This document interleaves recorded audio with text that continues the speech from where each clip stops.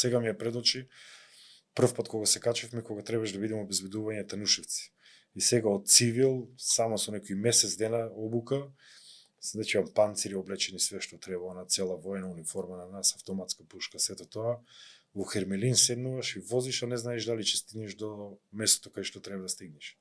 Бидејќи прво возиле си и секогаш очекуваш, не дај Боже, да нагазиш, а веќе се случило тоа во баталионот кај нас се имаше случено тоа и тоа се стресни сепак моменти.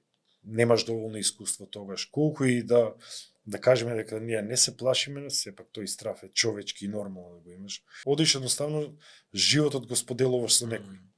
Што или се вратиш жив или не се враќаш. Му веруваш на некој дека ако треба тој ќе погине за тебе или обратно. И тоа е некој пријателство што тогаш навистина се стекне и што ден денес еве се собираме секоја година обавезно од војна полиција цел баталјон што бевме. И навистина сум пресреќен кога ќе ги видам тие луѓе. Сега се веќе изградени големи